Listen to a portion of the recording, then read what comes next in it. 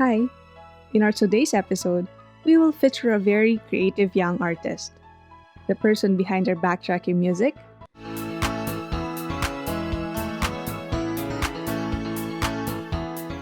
and the graphic artist who made our logo design.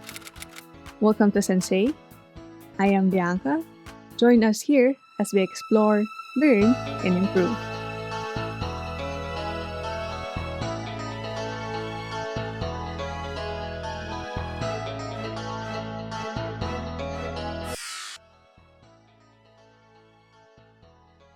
Hello, kumusta? Hi! Patrick, right? Yes, Patrick Bungay. Of San Nicolas de Tolentino Parish. I am Bianca from Okay. Limang Siglo. Alright. Anyway, are you familiar with our program today? I was briefed na for teachers wherein yung guest daw yung is magiging teacher for the viewers. Formative yung content ng video or ng program. Yes, exactly. Are you still studying? I currently taking BS Information Technology first year college sa Davao Academy. Kumusta? Okay lang. It was a adventurous experience kasi pandemic, online class. Pero syempre, hinahanap pa rin natin yung face-to-face classes wherein you can interact with your classmates, teachers. Personal talaga. Hindi yung in front of camera, yung gigising ka na lang, hindi ka pa nakapag-toothbrush, on-cam ka na lang. Ganun.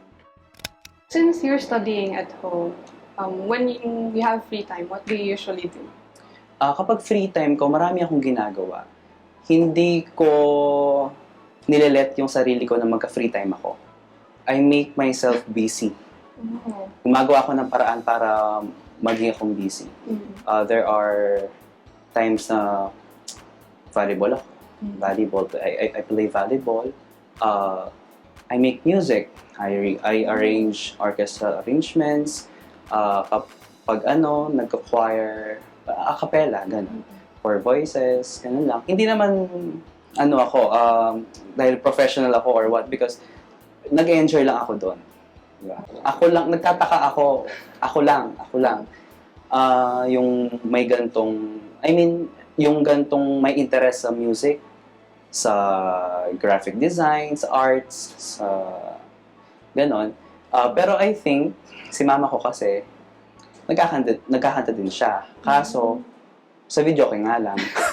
So, Going back, since you mentioned about singing in the choir, so do you have a liturgical background?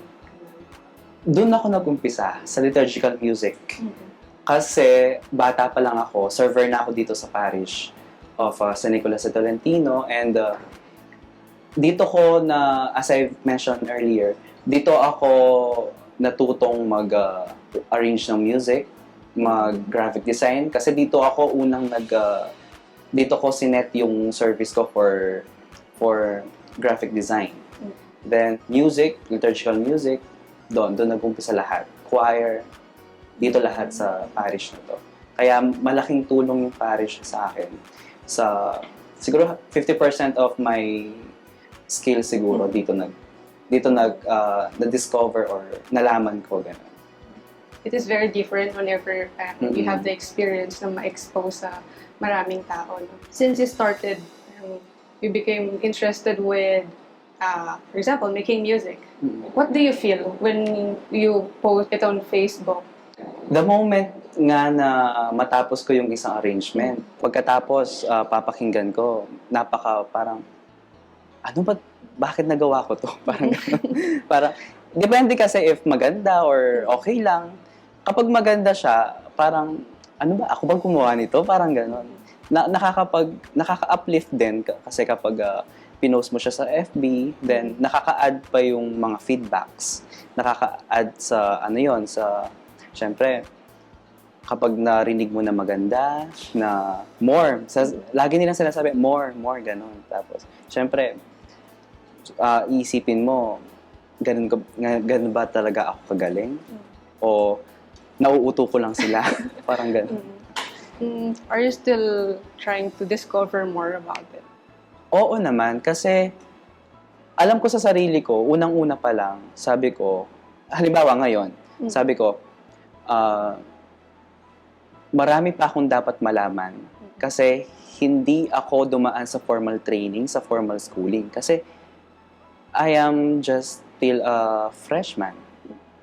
Hindi naman ako graduate ng conservatory, hindi naman ako graduate from UST, from arranging, from ganyan, sa mga music.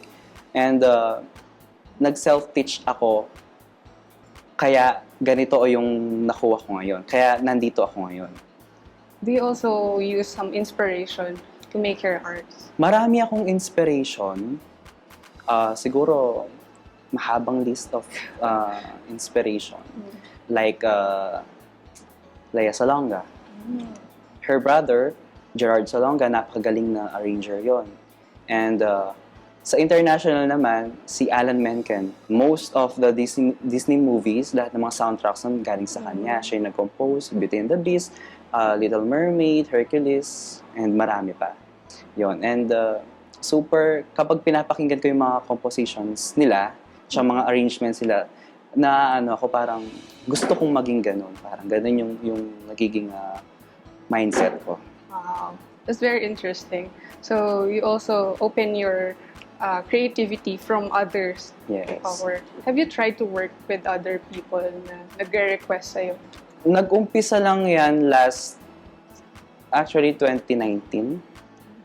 Pero hindi siya for business purpose. Ano lang siya, parang napagtripan lang namin na collab, ganyan.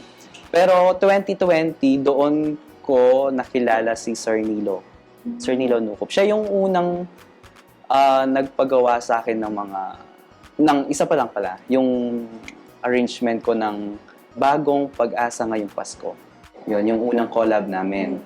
Yung ibang mga collab is mga covers, mga -1, instrumental lang. Yeah. Pero not for business na pinagkakakitaan ko. Just for fun, just for the love of music. So how's the feeling working with others? Or the difference working for yourself? Like, just a hobby or an interest? Masaya kasi kung masaya na, ikaw lang mag-isa, gumagawa ka ng sarili mo arrangement, masaya na. What more pa kung may kasama ka, di ba? It's just that mas nagiging creative kayo as a group. Parang two is better than one. Two heads.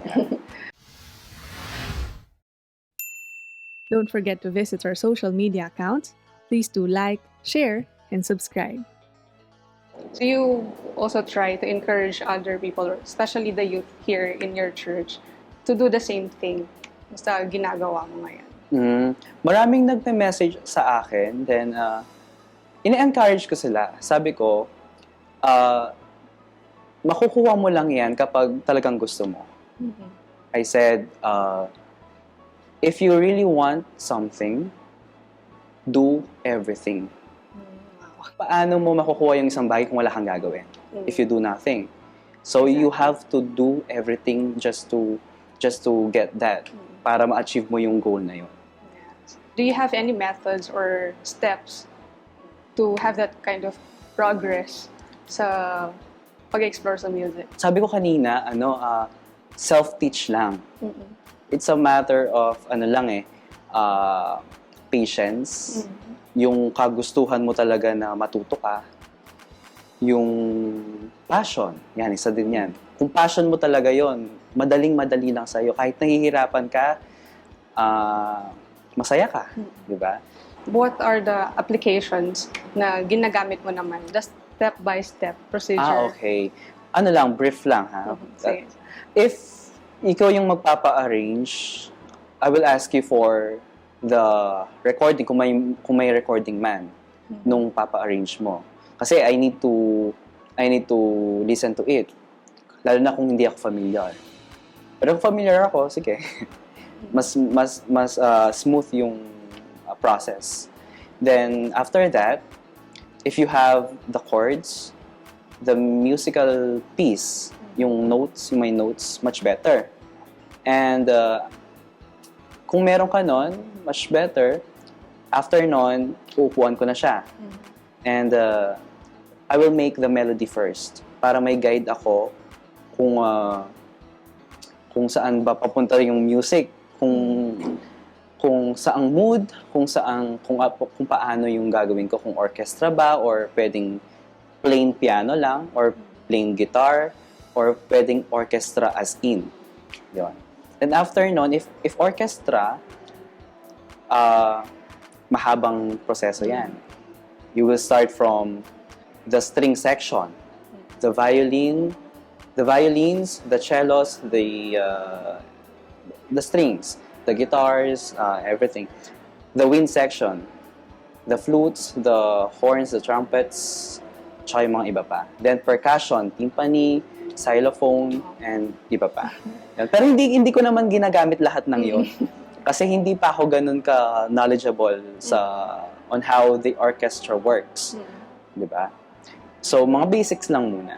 Then after that, I will check the mood, I will check the tempo, I will check kung tama ba yung length of every notes, kung wala bang nahuhuli, kung wala bang nakuuna, and syempre, kung nasa tono, di ba? Kung nasa tono siya. And kapag okay na yon, doon ko na siya i-improvise. Pwedeng gawin ko siyang emotional, uplifting, ganun. And if you ask for upbeat, yon, I will just add percussions para maging upbeat yung beat ng music. Then after that, I will export it na kasi tapos na nun. Pero hindi pa natatapos doon. Kasi I will listen to it 5 times to 10 times. Kasi kailangan kong makita kung meron pa bang imperfections dun sa song. Kung meron pa bang i-fill up na gaps. Diba? Then, if okay na, I will give it to doon sa nag-ask ng arrangement. Then, kung okay ba, kung meron siyang paparevise, yun. If meron siyang ibabalik, then I'll do the revision and okay na nun. Hindi naman, for example, yung song na inarrange ko last December 2020, which is yung bagong pag-asa ngayong Pasko. Dalawang revision. Kasi pinaubayan na sa akin ni Sir Nilo yung intro and outro na. Yun.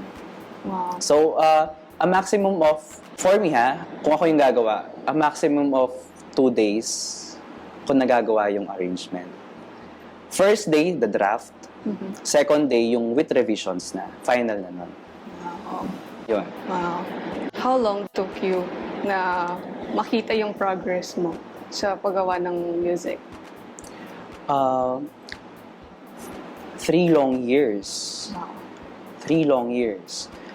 Grade 10, grade 11, grade 12 ako noon. Then, nakikita ko naman I was improving. Then, nakikita na ano ko rin sa feedback ng mga kaibigan ko na composer, arranger, the choir masters.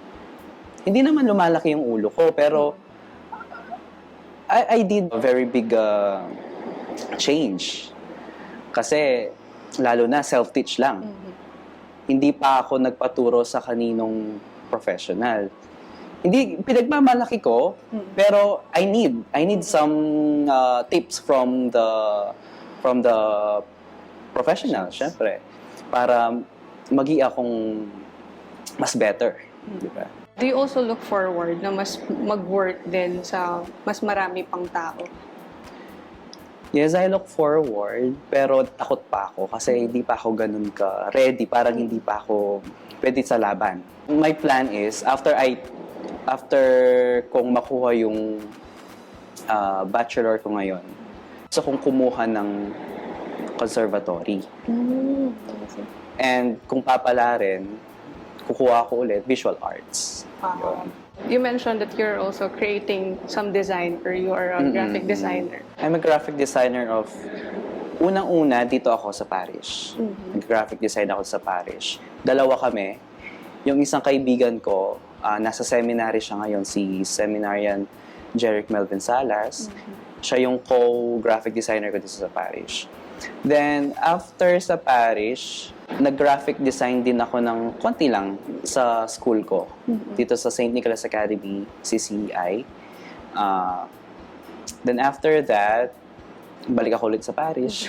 Tapos, until now, nagkaroon ako ng isang parish sa US, sa California, which parish siya nung kaibigan kong pare, si Reverend Father Ian L. Quito.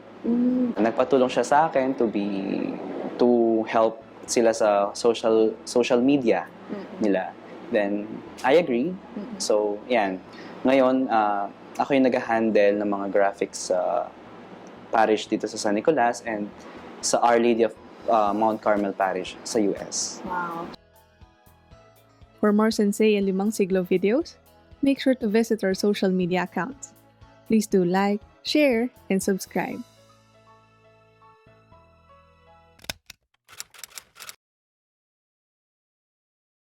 Who influences you to start? Ito yung hindi ako sigurado kung bakit paano ako nag-umpisa sa graphic design. Pero ang alam ko kasi, noong bata ako, nung nauuso pa yung, kung alam niyo yung PZAP, tsaka yung mga camera 360 na gano'n. Yan yung mga collage na mga collage app, yun. Feeling ko nag-ano lang ako ngayon. Parang nag-level up lang na, nag-Photoshop ako, nag-Adobe Illustrator, yan. Adobe Illustrator. What are your inspiration whenever you are doing or whenever you do your design? Inspiration, wala lang. Gusto ko lang talagang, I'm a minimalist kasi. Minimalist yung mga designs kung titingnan nyo. And wala akong naisip na inspiration, pero yung, alam mo yung, naggagaling na lang sa'yo, lumalabas na lang sa'yo Lumalabas na lang yung mga, yung kagustuhan mo na gumawa ka ng ganito, yung mga design, yung mga ideas, nagmumula sa akin.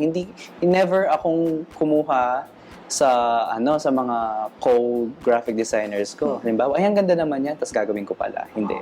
Never. I have my own version. What are your methods in making your designs? Just like in arranging orchestral syempre tatanungin mo yung friend mo kasi laging friend naman yung yung pa-edit naman ganyan. Yung friend mo, anong gusto mong makita dito? Ano yung gusto mong ano yung ayaw mong makita dito? Paano yung design na gusto mo? Minimalist ba? O gusto mo ba maraming design yung nandyan? Pero yung pag-decide kasi ng design, 50-50. 50% kung ano yung gusto niya, 50% kung ano yung way ko. So, dapat mag-align kami. Hindi kami pwedeng maglaban. Hindi kami pwedeng negative-positive. Di ba? Siyempre, mag-aaway kami kapag gano'n. Tapos, yun. After nun, gagawin ko na, I'll work on it na 1 hour to 2 hours yung pag-design. Depende sa gusto niya kung ano yung pinapagawa niya. Pero maximum na yon 1 hour to 2 hours. Then, if tapos na, I will give it to my friend. Kung may revision ba. Then, if wala, much better. Kung meron, I will revise it for siguro mga 3 revisions lang. Ayoko ng endless revisions kasi kung ano lang yung dapat. Hindi naman kasi every revision kailangan i-revise natin kasi baka pangit na. So, if pinagsama mo yung music tsaka yung paggagawa mo ng design, you can also edit videos.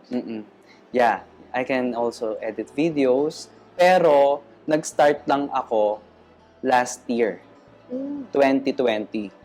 Pero yung graphic designing ko, nag-start siya way back 2016. Kasabay siya sa music ko. Then, yun nga, video editing. Tinry ko siyang pinasok yung video editing. Kasi alam ko, madugo. Alam ko madugo yung video editing Lalo na kapag film. At saka, natry ko na rin mag-edit ng program, ng vlogs. Super madugo talaga. Kung matagal yung arrangement, mas matagal yung video editing, lalo na kung yung gamit mong computer is mahina yung RAM niya.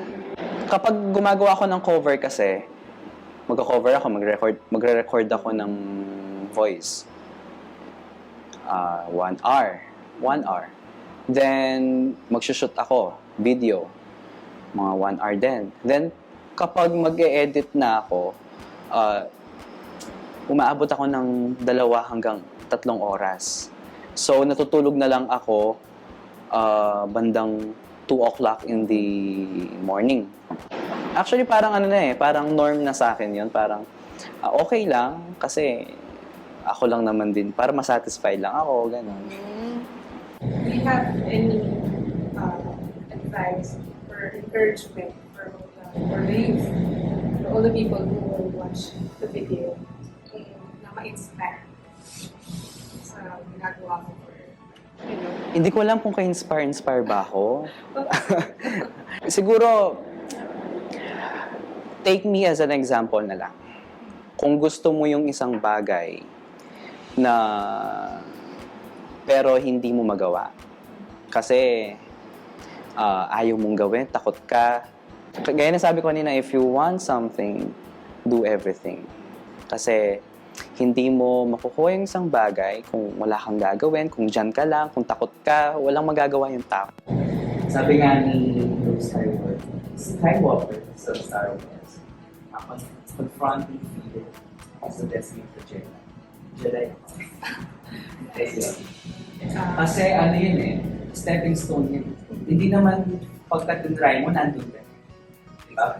Sa stairs. Mag-start ka sa baba. Pero mahirap rin. Pero once na nandun ka,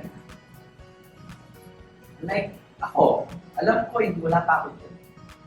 Nandito pa lang ako, kaya gusto ko, habang natututo ako, meron din ako nag-inspire na gawin nila yung ginagawa ko, kung silang matakot, sana maging inspiration ako sa kanila. It's really, life is a continuous learning and progress.